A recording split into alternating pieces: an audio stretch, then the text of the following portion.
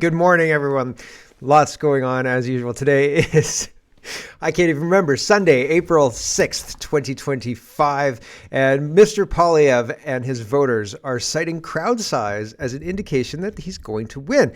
And I say to you, do you recall 2020? We are going to go through a memory scrapbook of 2020 and what that looked like. And the crowds, and I've said this before and I'll say it again, Donald Trump had tens of thousands of people chanting, "We love you." And that doesn't happen for politicians. And Joe Biden had people in circles. He had in the single digits show up for his rallies. And who won that election? I'm just pointing out that are we being easily misguided because they've stolen the election already. It's already been stolen. Too late. This election doesn't seem very exciting. It doesn't seem exciting at all. It doesn't feel full of hope. It feels full of more of the same. It feels like the 2021 election. It feels kind of bullshit, right? And I'm not excited about, fixing our problems or anything like that. It doesn't seem like that's going to happen. Some people were saying that, well, Poilievre is going to be better than Carney anyway. Maybe. I think that I would possibly agree that he'd be better than Carney. I still don't think he represents a win condition. I think it represents maybe at best a neutral condition where things may not get worse, but I don't think that they're going to get much better either. I think it's just going to be a different configuration. But I could be wrong. I'd love to be wrong.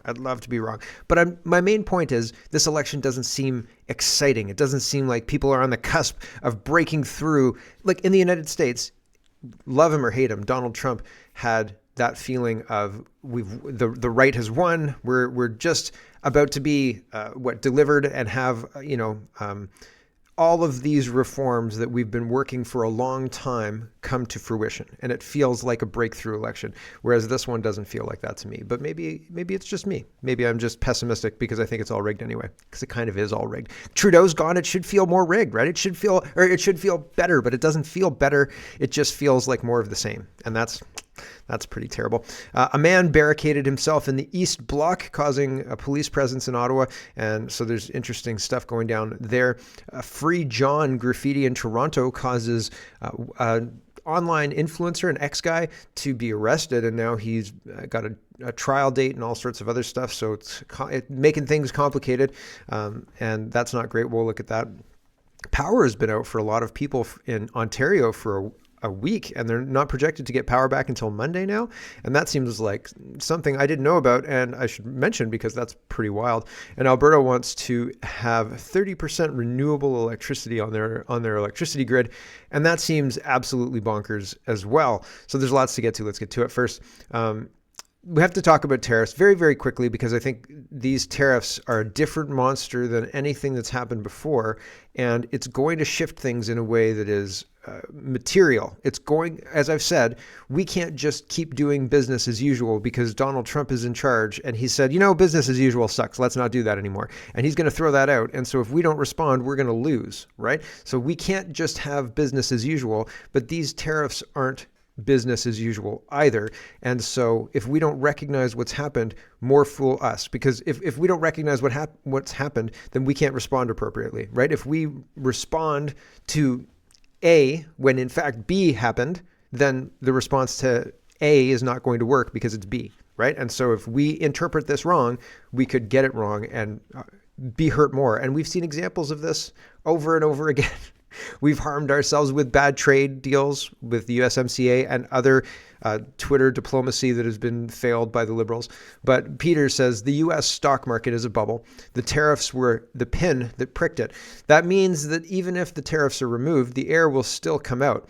It's highly unlikely that a pricked bubble can be unpricked. I think that that's true. What's been started cannot be stopped. What's happening now, Donald Trump has pushed his chips into the middle and people are starting to fold, right? And people like Vietnam are coming to the table and saying, you know what, Mr. Trump, we'd really like to not have those tariffs on. What do you want? No tariffs? Okay, no tariffs, no problems. So free trade is the goal. Who knows, right? And it seems like we're entering a new paradigm, and all of that requires a bump. There's going to be a bump when you make a change like that. And so how big of a bump remains to be seen. Ned says, I'm a bit bemused by people wailing, Trump started a trade war. No, he didn't. These aren't preemptive tariffs. These are reactive to confront and fight back on a trade war that's been waged against the American people for at least 50 years, if not longer. The only thing that should stun people about all this is the deeply immoral leadership that let our middle class and industrial base get hollowed out for decades. Now, big brands too, like Lululemon, have utilized the ability for things made in Vietnam to not have tariffs, right? And so with Vietnam being tariffed, I don't know if it's Vietnam or China or wherever they make their leggings, but they make their leggings not in the United States. So they built their whole brand on this globalist economy thing. And now that pin has been pricked and things are going to change. Regardless of whether you like it or not, it's going to change. And so it's very, very interesting. And I think that it's not incorrect that our middle class should be more upset at the people who sold us out to get this globalized economy rather than the person who's trying to fix it. Although I understand the anger at Trump because he's trying to fix it, because he's causing this bump. And without him, no bump. But without him, the whole economy crashed. Well, without fixing it, maybe not him, but without fixing it, and maybe fixing it starts with Trump, because I don't know that he can finish fixing it, but maybe he does. But unless you fix it, you're going to smash into the wall. Your 200 million pound or full oil tanker is going to crash into the dock, right? Like there's going to be a big problem and you're not doing anything to avoid it, or the government's not doing anything to avoid it. Actually, quite the contrary. The government's pretty well doing everything to go full steam ahead into the wall. Catherine says the higher U.S. tariffs fall on countries with the most trade barriers, both tariffs and non-tariff barriers. The usual list of small countries that also got higher tariffs is to 1, stop trade diversion of goods into the U.S. to escape the tariffs. Yes, ITC does show U.S. imports from some unexpected exporting countries since 2015, including French, Southern, and Antarctic countries. Stop China moving its factories to other countries to escape the tariffs, and possibly make China's Belt and Road colonization seem less attractive to developing island nations. So with Belt and Road, you don't get access to the government or the United States market, maybe. Catherine continues, these tariffs will not cause inflation in the United States without an increase in money supply. Inflation is an increase in the general price level of goods and its services, not just imported cars. U.S. imports to GDP are only 14% lower than China or even Russia, and Russia wants to be an autocracy. The U.S.'s largest imports include machinery, electronics, parts, industrial chemicals, semi-finished goods, fuels, plastics, etc., which generally make up a smaller part of finished goods than domestic wages, rent, financing, and taxes. For imported finished consumer goods, such as a pair of trainers, the retail price is many multiples of the import price. Tariffs are only charged on the import price. When a consumer pays the retail price for a pair of trainers or shoes, they're paying for the convenience of buying them when they want, in the size they want, the color they want, the style they want, and from the store that's close to them. Most of the retail price pays for this convenience, not for the trainers. So you're paying for the convenience of all of those selections. And she's going through kind of the impact here. It's a little bit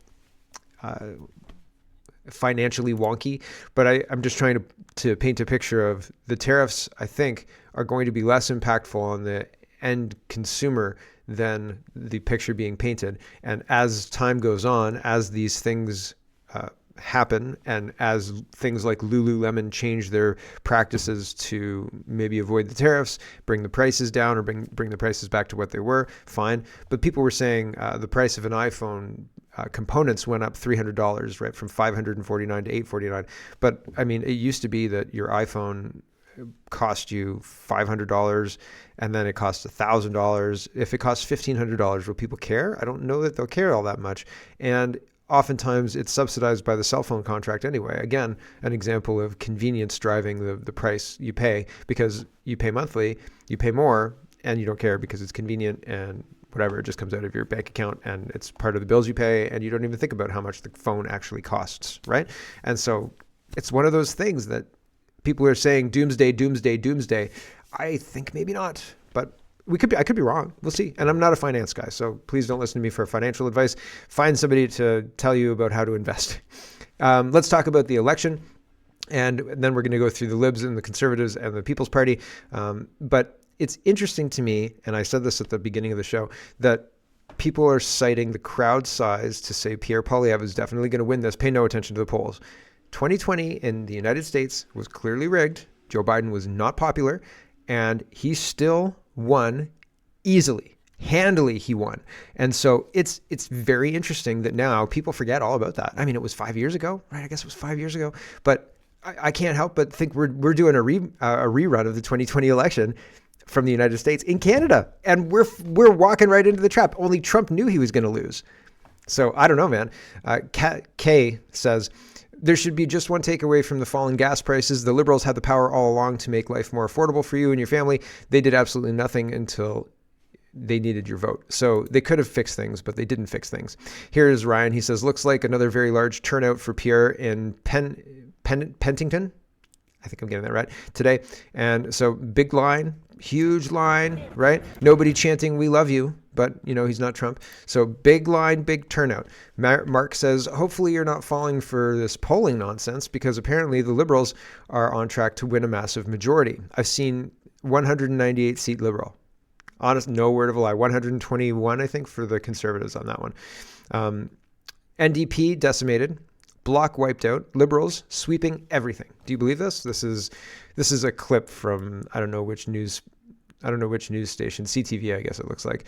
I don't want to listen to it right now, but that's the push that they're saying. And again, you can pay for polls to say pretty much anything you want. Here is Heather. She says, you remember? Well, I just wanted to show you the picture. This is a Biden rally. Here's video of the Biden rally. Biden's running up.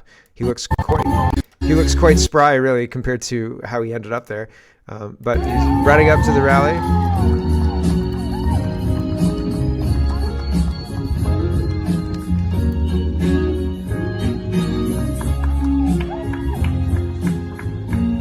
Saying there are dozens of people there is being generous. Honestly, I'm not lying to you. And so Biden won with 80 million votes, right? Like it is absolutely one of those things that conservatives are looking at. Well, here's Kyle. He says, Joe Biden packed another stadium last night, a truly massive crowd of hundreds of thousands of people chanting Biden, Biden, Biden. Voters showed their enthusiasm for 4 more years. Just kidding. This is who showed up for Biden in New Hampshire. And so it's, again, a very, very tepid, kind of lukewarm, mediocre crowd. The tables aren't even full, and people, it looks very low energy. Very, very low energy, right? So it's one of those things. I don't know that the crowd size is actually indicative of who's going to win, and if this is actually a 2020. Now, if Pierre Poilievre wins, then it'll be interesting to see what he does. Do you think he's going to follow through? I heard that he's going to take all taxes off energy. Yesterday, that was his big announcement. He's going to take all taxes off energy. Good. Common sense. Fine. That makes sense. I hope that he does. Do you think it's a win condition? Is that satisfactory to you, or do we need to go further? Elon Musk. So I would be very, very cautious of thinking a win is in the bag, because we have recent examples in history where it seemed like a win was in the bag. Hunter Biden laptop plus 0 crowds, blah, blah, blah, blah, blah. And Trump loses? I don't know, man. I don't know. The whole thing is very, very odd. Anyway, regardless of all that, I want to go through the Liberals and the Conservatives and the PPC and the rest, the election stuff. First, here's Elon Musk on invasion. During the 2019 election, I had an interview with a reporter from the Guelph newspaper that's now, I think it's defunct now. But anyway, regardless, the Tribune, I think it's gone, but I could be wrong. And he said to me, do you think, he basically posed this question, like if we took a village from Italy and put it into Guelph, or replace the population of Guelph with a population from Italy, would this be a Canadian city or an Italian city? And I said it would be an Italian city. And he said, that's a racist idea. Of course, it would continue to be a Canadian city if it's Guelph. And I said, do you understand the premise of what I just laid out? But this is also a good example. It's 2 minutes. I think we're going to listen to all of it. Elon Musk. I often talk about most audiences, you can have 2 orders to explain something, but once you get a 3rd thing in there or a 4th thing in there, it gets too complicated for most audiences. Elon Musk is right on the edge of adding too many complicated factors, and he knows it, so he tries to back off. It's interesting to watch, but I think that fundamentally he's right. He's making the case that if you replace the population of your city with the population of a foreign city, your city becomes that foreign city. It does not retain your cityness, because of the geographical location, it is changed fundamentally. And because the core of a place is its people. And if you lose the people, then the place is gone, no longer exists. Okay, here's Elon Musk. Yes, the mass immigration is insane and will lead to the destruction of any country that allows unfettered mass immigration. That country will simply cease to exist. At the end of the day, it is a numbers game, a numbers situation.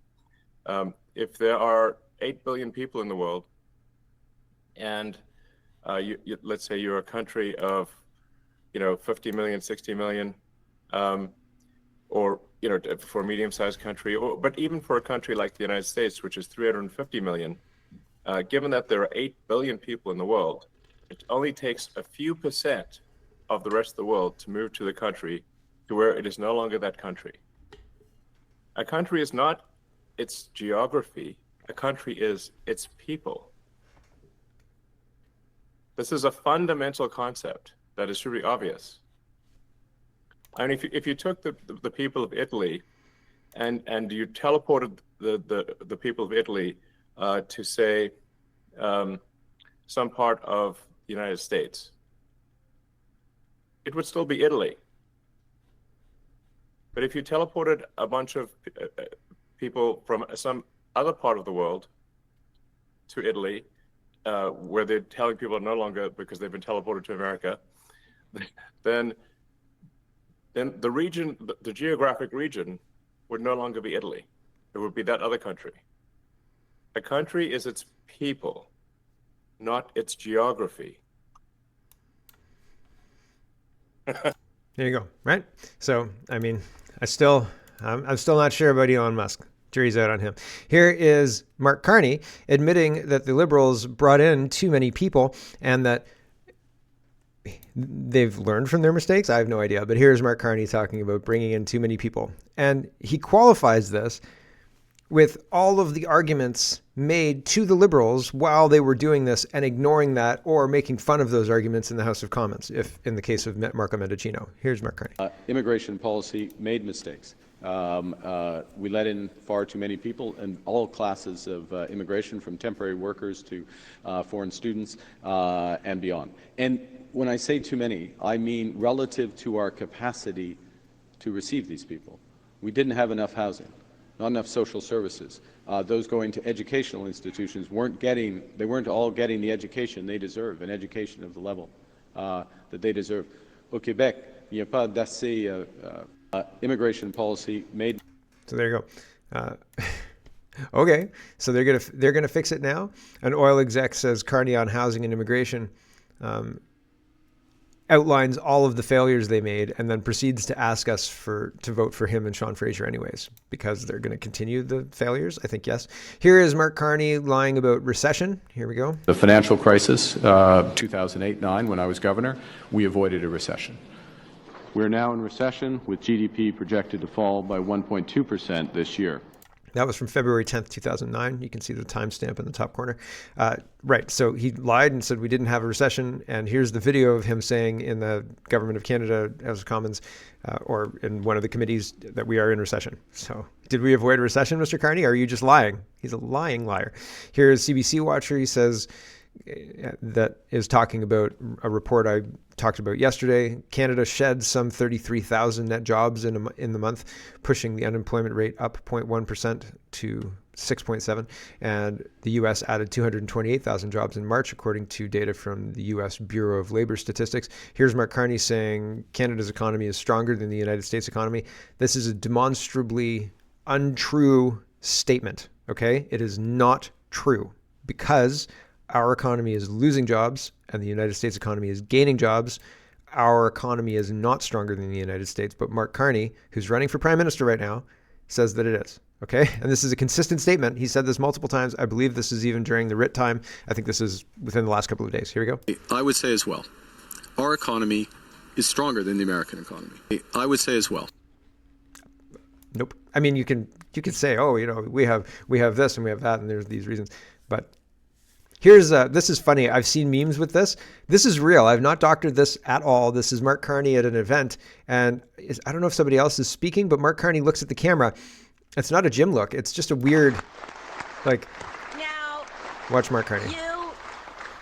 You all, as workers, represent one of Canada's competitive advantages. That is in the fact that you contribute to a workforce comprised of skilled trades, comprised of people who know how to build an economy. You are at the heart of our workforce. It's like this unmoving, his facial features just stay the same. It's kind of like George W. Bush. Remember George W. Bush? Although he kind of looked goofy a lot of the time in the background, and he'd move his face a lot. Mark Carney just sits there frozen like a statue the whole time. Look, I'm just moving this back and forth. He's the same. It's the same face. It's actually quite something. It's a tableau. He's just frozen in time. It's very, very interesting. Creepy stare from Mark Carney, says Table Salt. Bro looks into your soul. Watch. Yeah, weird. Absolutely very strange. Mel Jolie says Quebec stands to benefit from these new defense investments, thanks to its strong presence in 3 key sectors: aerospace, artificial intelligence in Montreal, and shipbuilding at the Davie shipyards in Levi. So very interesting. Their SNC-Lavalin is going to have another windfall, right? Another big package of defense spending goes to all the insider usuals, right? Although Davie is new, Mark Norman got raked over the coals for giving Davie a shipbuilding contract to retain the Navy status of Canada's Navy, and building the Asterix, the refueling ship, right? And everybody lost their minds saying, oh, it was improper, he can't do that. But they were just purging the military of anybody with sense, I think, is really what was going on. But this just seems like another giveaway. Right, giveaway to the insiders. And when they say defense spending, what they mean is giveaway to liberal insiders, unfortunately. So, yikes. Andy Lee is responding to Mark Carney. Mark Carney says it's going to be great to work in the trades. This is another one of those liberal ads. Here's just maybe 10 seconds of it. We're going to build big things in this country, from naval ships to neighborhoods, to the new grids that power them. It'll be a great time for a career in the trades. And this is essentially the same promise of boots, not suits. This is just a different kind of message around boots, not suits, but that's basically what he's selling here. Also, green technology, when the green technology is not proven, not reliable, and not really something that we should be investing in my opinion, because I think it's all a big scam. Andy Lee says, we all know what you're investing in. Time to stop the charade, Mark. And she's showing off the Chinese, the premier of the state council, Li Qiang, and posing with foreign representatives. The problem is Hillary Clinton's plan was to move the United States onto a sustainable grid, and the sustainable grid infrastructure would be supplied by China. So all of the solar panels, all of the wind turbines, all of that stuff would be supplied by China. And, we'd put it together, right? They'd send it to us, and we'd put it together. And when it's done, because it's like a 10-year life expectancy. They say 25 years, but it's like a roof. You buy a 25-year roof, and buddy, you're replacing that thing in 10 years, right?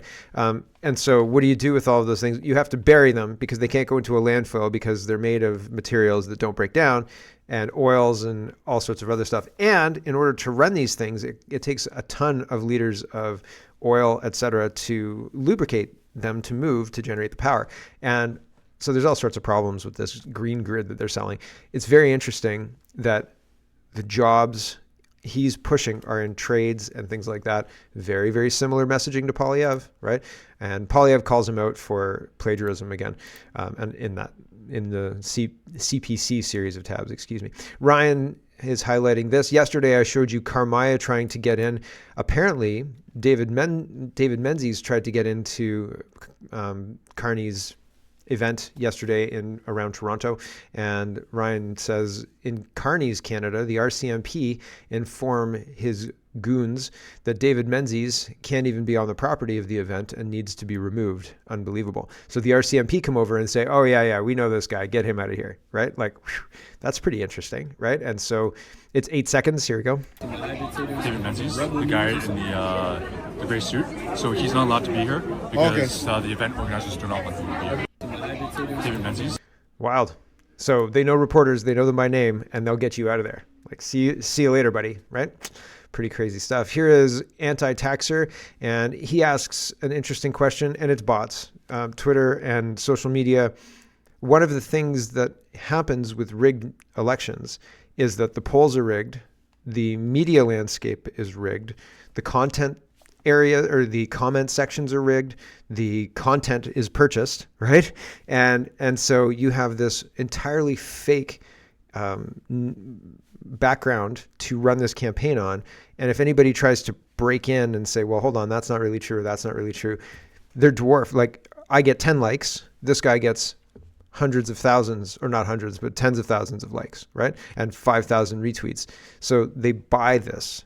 And so this makes their opinion look legitimate, whereas my opinion looks fringe because there aren't very many people who retweet me, despite the fact that the people who do retweet me are suppressed too. Like, you can only retweet my shows so many times, and then I just don't get any more.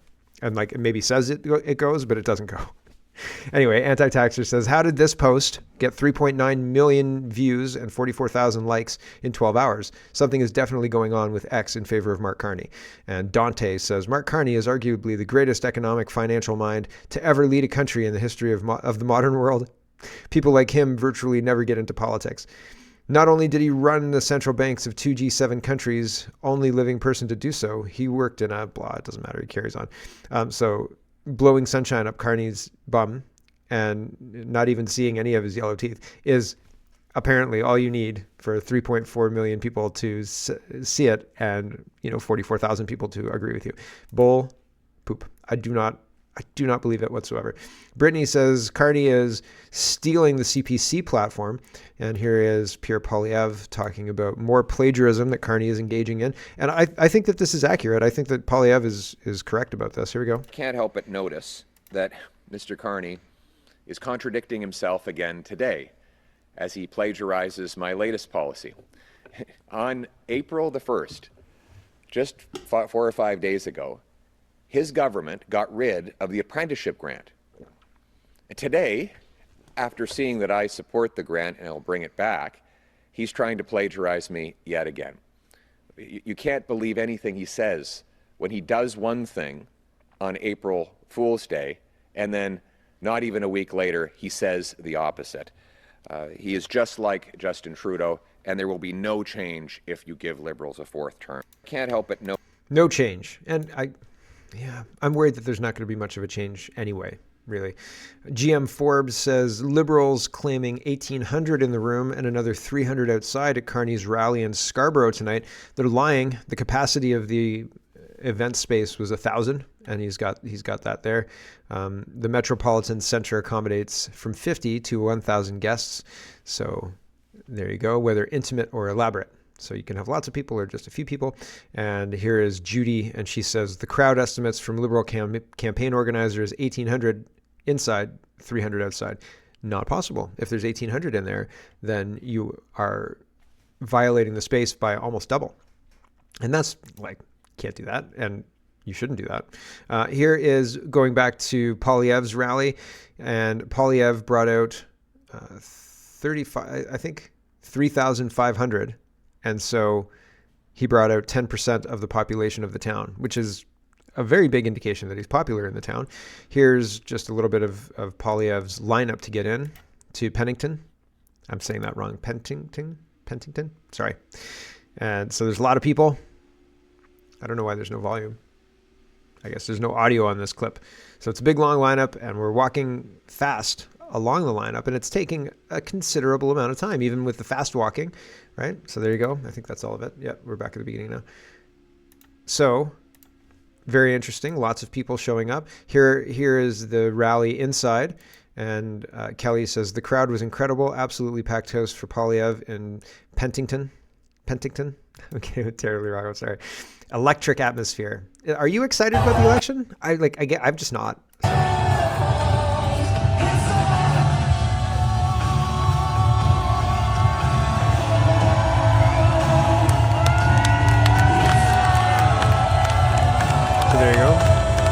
There's Poilievre and family waving and clapping.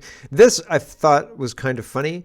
He says, you never, ever have to leave Canada again. You never have to go anywhere. It's beautiful here. Just stay here. Never leave Canada again. Not even kidding. When he got to that point in the clip, I actually laughed out loud. I was like drinking and I nearly like did a spit take. I couldn't believe it. I was like, what?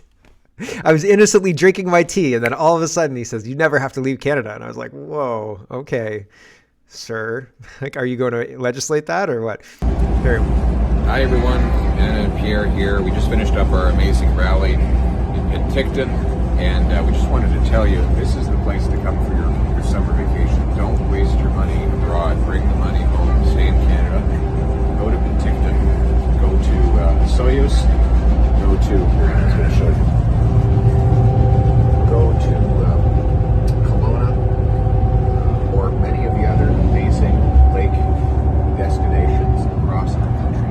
You do not need to leave Canada ever again for the rest of your life.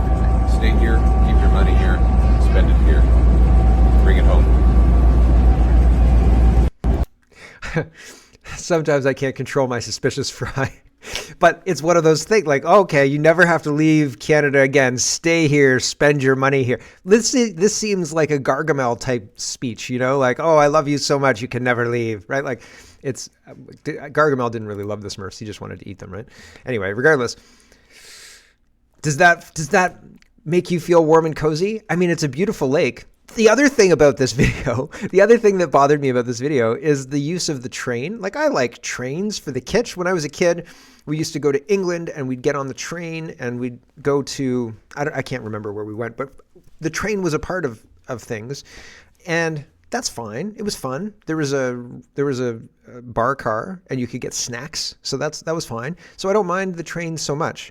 But in the era of global warming and the era of turning off in France, in Europe, in the EU, if there was a plane trip that had a comparable rail trip, so if the plane ride was 2 hours or under, you had to take the train. I think that's what it was. So they killed all short haul flights under 2 hours in favor of having to take the train. They've stolen hours from you because a 2 hour flight is not a 2 hour train ride. So maybe it's a 5 hour train ride. I don't know. And maybe it's a 3 hour train ride. It doesn't matter. They've stolen an hour from you in that configuration, right? So it's one of those things where is Mr. Poilievre getting on board with, is signaling that he's getting on board with inefficient train travel? Or is he just trying to highlight the diversity of the choices you have in Canada and how nice the Lake District is? Come here forever. You never need to leave. Give us all your money. I mean, spend all your money here. Bring it home. It's weird. It's weird messaging. Here is Dean. He says, Poilievre taking selfies with Kelowna's airport workers, plus a dude hug. So there you go. I mean, he's not opposed to airplanes, right? Here he is taking a plane. So there you go. But still, maybe he took the train to the airport. Fingers crossed. John says, help me with this. Canada loses 33,000 jobs and the Liberals' numbers go up. Pierre delivers excellent policy after excellent policy and the Liberal numbers go up. Carney is a campaign F-up and the numbers go up. How does that work? Because it's rigged. It's rigged, John. That's why, because it's rigged. An oil exec says, Pierre Poilievre responds to Marco Rubio's request to increase Canada's NATO spending to 5%. The reporter's question here is very strange. We're going to listen to this and then I have to say, oh no, we'll do the PPC stuff. And then I'll say goodbye to the stream. But the reporter's question here is really, really weird because he says, are you going to instruct our military to defend us against the United States? And then Poilievre goes into maybe I've misunderstood the question, but I listened to it twice and I thought, did he really say that? And then I thought, yeah, it sounds like he said that. Poilievre goes into a pretty basic answer about how going to fund the military and rebuild the military and so on and so forth. But it's the question that I thought was weird. Here we go. Yesterday, and he was talking to NATO allies. He said the United States expects all NATO allies, including Canada, to raise defense spending to the equivalent of 5% GDP. So I ask you, as if you were to be elected, if you were to form government, would you commit to reaching 5%?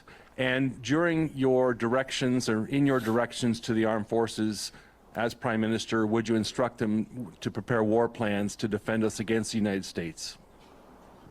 Thank you for your question. We will be rebuilding our military, and that will require more money. I've already said that I will cut back on foreign aid, back office bureaucracy, procurement boondoggles, to put the money into frontline support, to fill the vacancies, to arm our troops, and to buy the equipment we need. We will have 4 new massive heavy icebreakers to reclaim our Arctic waters. We will buy the Poseidons. We will have fighter jets, a new base, the first Canadian base in the Arctic since the Cold War, CFB Iqaluit.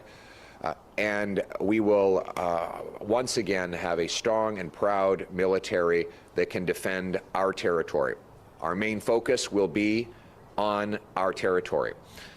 I will say to the Americans that if we can get a rapid conclusion to this ridiculous trade dispute in a way that protects our sovereignty, ends the tariffs, then I will put all the proceeds of that additional trade to work rebuilding our armed forces for a change. And that will be a necessity, I think, for our NATO allies and for our American neighbors. But we're going to make our own decisions on exactly how much we spend. We're going to make our own decisions about our military. We will protect our sovereignty against the Americans. We will be a nation that stands on its own 2 feet, stands up to our foes, protects our territory, and honors our troops. Thank you very much. So he didn't really address the second part of the question. Interesting stuff. We're going to have to say goodbye to the stream after this series, but we'll carry on. Carmaya says, PPC leader Maxime Bernier claims that his liberal and conservative counterparts are exaggerating the threat of Donald Trump to manipulate the candidates or the Canadians. They're using emotion and fear like they did during COVID-19 to change your behaviors. And I think that's true. Here's 45 seconds of Mr. Bernier. Carney and Poilievre, they are telling Canadians, you are scared of Donald Trump. We are also. Trump will invade our country. Canada will be the 51st state. They are using emotion and fears like they did during COVID-19 to change your behavior. And then they are supposed to be the savior of our country, Poilievre or Carney. Because, Trump is our enemy. Trump is doing what he has to do. We just have to do here what we have to do. There you go. So Bernier's talking about a different approach, which, he's the only one talking about a different approach, in my opinion. New Generation PPC says, fantastic turnout at the Burlington PPC rally. It's amazing to see so many passionate Canadians, including quite a few of our new gen members. So PPC is turning out crowds too. Interesting, right? I regularly see PPC in the 15 to 20% in response to polls on Twitter, etc. But again, I think our elections are rigged, and so I don't know that they're actually going to get a seat in this cycle. Fingers crossed, but we'll see. And again, I don't know that we're going to be able to do anything legislatively to get out of this mess in the first place, honestly. So Maxime Bernier says, Maxime Bernier slams Freedom Convoy leader's guilty verdict, calls Canada's justice system corrupt. It is corrupt. It absolutely is corrupt. And it's one of those things where the more I look at it, the more I examine it, the more I see what they prosecute and what they ignore. They prosecute people like Tamara Litch and Chris Barber, but they ignore the people who are lighting Canadian flags on fire or taking advantage of tax loopholes and or procurement loopholes in the House of Commons in order to enrich their friends. And that goes for everybody up to ministers and perhaps the Prime Minister, his mom, We Charity, all of that stuff. And then all the way down to people who are doing things like the ArriveCan app and things like that. And so it feels very fraudulent. It feels like our entire system is stacked against people who just want to be left alone and want to get by and want to be able to afford their groceries and their rent. And I feel like it's fundamentally wrong. And it doesn't seem like this cycle of election is going to solve all of those really structural problems. I really hope I'm wrong about that. Okay, we're going to say goodbye to the stream. Thanks for watching, everybody, and we'll catch you tomorrow.